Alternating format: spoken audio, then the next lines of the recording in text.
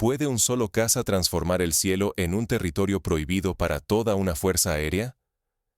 Esta es la pregunta que estremece hoy a los líderes militares de Occidente y Kiev, tras una jornada que marcó un antes y un después en la guerra aérea sobre Ucrania. El 4 de febrero de 2026, la Fuerza Aérea Ucraniana sufrió uno de los mayores reveses en su historia. En solo 24 horas, 7 aviones de combate fueron derribados. Entre las víctimas se encontraban no solo antiguos modelos soviéticos, sino también los modernos F-16 estadounidenses, símbolo de la esperanza occidental de cambiar el rumbo del conflicto en los cielos. El impacto fue inmediato y profundo. Tanto en Occidente como en Kiev, la noticia provocó conmoción. La eficacia con la que las fuerzas rusas lograron estos derribos evidenció una brecha tecnológica y operativa que pocos querían admitir.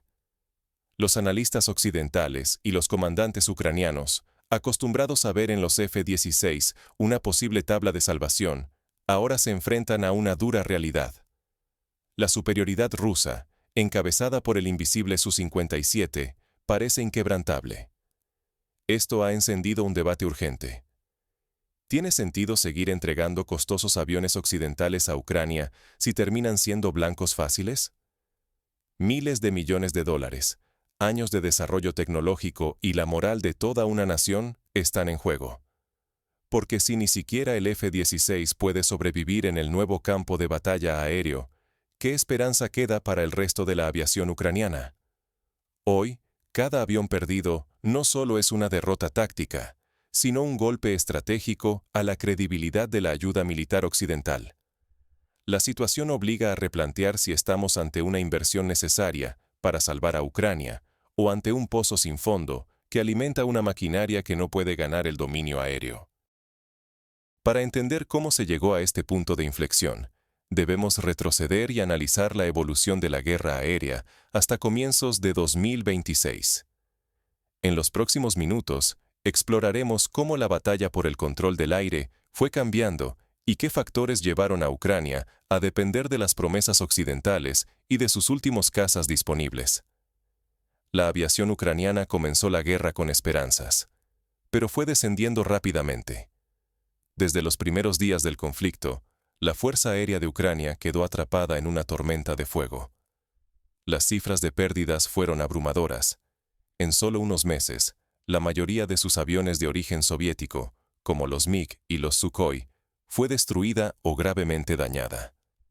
Ante la devastación, Kiev se vio obligada a pedir ayuda al oeste. Occidente respondió, pero los esperados F-16 no llegaron sino hasta la segunda mitad de 2025. Su arribo fue recibido con entusiasmo y promesas de un cambio en la guerra aérea. Sin embargo, ni siquiera los modernos F-16 pudieron revertir la supremacía aérea de Rusia. Los cielos seguían dominados por cazas enemigos y letales sistemas antiaéreos. Cada misión suponía un riesgo aún mayor, y las bajas ucranianas continuaban creciendo. La moral de los pilotos caía, y cada avión perdido era una herida profunda. Con tan pocos aparatos disponibles, cada uno se volvía más valioso, casi insustituible. Las noticias de bajas impactaban tanto en el frente como en la retaguardia. Sin superioridad aérea, la táctica ucraniana giró hacia la supervivencia. Volar tan cerca del frente como fuera seguro, lanzar misiles o bombas inteligentes desde la distancia y regresar de inmediato a la base. Esta estrategia buscaba evitar el alcance de la defensa antiaérea rusa en tierra. Pero esa misma precaución tenía un precio. Los aviones ucranianos, forzados a operar en corredores predecibles, quedaban expuestos a los cazas rusos que patrullaban a la espera. Así, incluso los nuevos aparatos occidentales caían víctimas de la superioridad tecnológica y táctica rusa. La situación era clara. Sin aviación operativa, Ucrania perdía la capacidad de sostener a sus fuerzas terrestres, quedando cada vez más vulnerable ante los avances enemigos. La supervivencia de la Fuerza Aérea Ucraniana pendía de un hilo. Pero, ¿cómo logró Rusia cambiar las reglas del juego en tan poco tiempo y con qué armas invisibles se hizo dueña de los cielos? La clave está en una tecnología revolucionaria y en una aeronave que Occidente comienza a temer. El cazador invisible entra en escena. El Su-57 redefine la guerra aérea. Este avión, conocido en la OTAN como Filón, es el máximo exponente de la tecnología rusa. Se trata de un caza de quinta generación, equipado con lo último en tecnología stealth para evadir los radares enemigos y operar, literalmente, como un fantasma en los cielos. A diferencia de sus antecesores, el Su-57 puede lanzar ataques a más de 200 kilómetros de distancia, sin necesidad de cruzar la línea del frente ni exponerse a las defensas ucranianas. Esto significa que destruye objetivos desde la seguridad de su propio espacio aéreo, con una precisión letal y sin ser detectado. Su arsenal incluye misiles aire-aire de largo alcance y sistemas de guía avanzados, que le permiten abatir aviones enemigos antes incluso de que estos puedan responder. Pero su verdadera ventaja está en su perfil bajo ante los radares. El avión parece desvanecerse, volviéndose casi imposible de rastrear para los operadores ucranianos. El 4 de febrero, el impacto fue devastador. Los Su-57 lograron derribar 7 aviones en un solo día, entre ellos varios modelos occidentales y soviéticos, sin dar oportunidad de respuesta. El mensaje fue claro. Ni la distancia ni la superioridad tecnológica de Occidente son garantía de seguridad en este nuevo campo de batalla. Las consecuencias psicológicas son igual de graves. Pilotos ucranianos relatan el miedo creciente a encontrarse con un enemigo invisible, que puede atacarlos desde cualquier punto sin previo aviso. Incluso han surgido historias de derribos en combates cercanos, donde el Su-57 demostró también su agilidad y letalidad en enfrentamientos directos. La falta de experiencia y entrenamiento avanzado de los pilotos ucranianos solo agrava la situación, ya que enfrentan a un adversario que domina tanto la tecnología como la táctica. Cada avión derribado representa no solo decenas de millones en pérdidas materiales, sino también un golpe durísimo a la moral y la operatividad de la Fuerza Aérea Ucraniana, cuyo futuro pende de un hilo cada vez más delgado. Este dominio tecnológico y psicológico ya está teniendo repercusiones en todo el frente y en las decisiones políticas internacionales. Pero, ¿cómo están respondiendo Kiev y sus aliados ante esta nueva realidad? ¿Vale realmente la pena seguir enviando aviones y pilotos al cielo ucraniano, sabiendo que la supremacía rusa se ha vuelto casi total?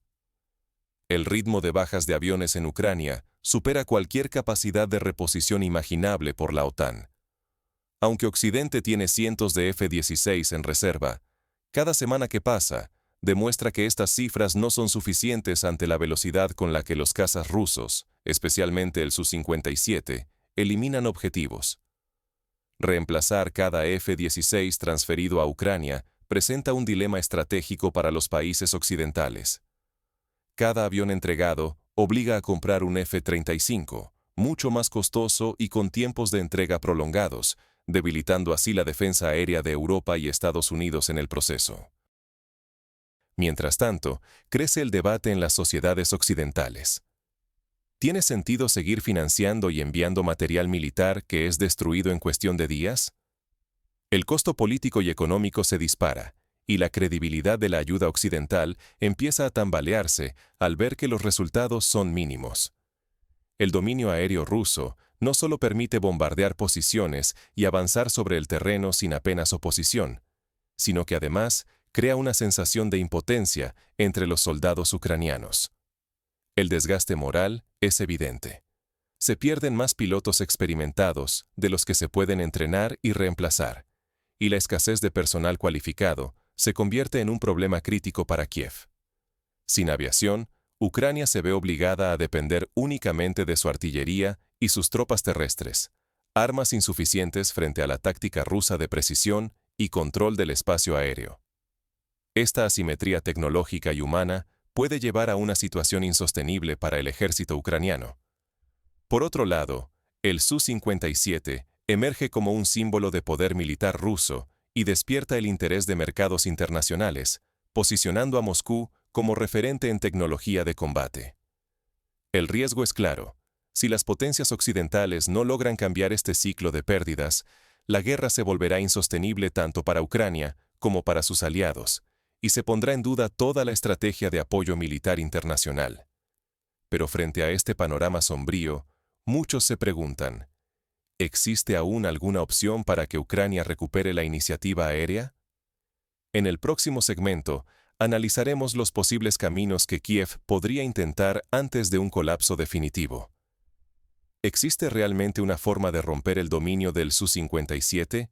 ¿O la única salida es repensar toda la estrategia aérea de Occidente? La lección más urgente es que invertir en la preparación de los pilotos es tan crucial como adquirir aviones avanzados. Sin experiencia y entrenamiento continuo, incluso los mejores cazas terminan siendo vulnerables ante un enemigo superior, como quedó demostrado el 4 de febrero de 2026. Enfrentar una fuerza aérea de quinta generación exige mucho más que sumar recursos o enviar más aviones. Hace falta desarrollar nuevas doctrinas operativas capaces de adaptarse a la invisibilidad, el alcance y la letalidad del Su-57. Ignorar esto es condenar a los pilotos a ser sorprendidos vez tras vez, sin oportunidad real de respuesta. El apoyo militar desde Occidente, sin resultados visibles, no solo erosiona la moral de las fuerzas ucranianas, sino que también desgasta la voluntad política y social de quienes sostienen la ayuda. Cada avión derribado sin un avance tangible siembra dudas en la opinión pública y pone en peligro futuras colaboraciones. Tal vez la salida no esté en tratar de igualar la flota rusa con más cazas, sino en potenciar las defensas antiaéreas y la guerra electrónica. Estas tecnologías pueden limitar el radio de acción del Su-57 y frustrar sus ataques, mucho más que una guerra de desgaste aérea que parece perdida de antemano.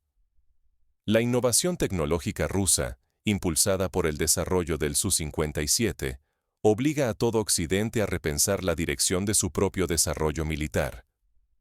No se trata solo de fabricar más aviones, sino de entender cómo la calidad y la integración de sistemas avanzados cambian el equilibrio del poder aéreo. El caso del Su-57 es una advertencia clara para futuros conflictos. La calidad y la creatividad táctica superan a la cantidad. Seguir apostando al volumen o al prestigio tecnológico tradicional puede llevar a pérdidas irreemplazables de recursos y vidas. Quien no aprende de este choque tecnológico y doctrinal está condenado a repetir los mismos errores, desperdiciando miles de millones y debilitando su propia seguridad.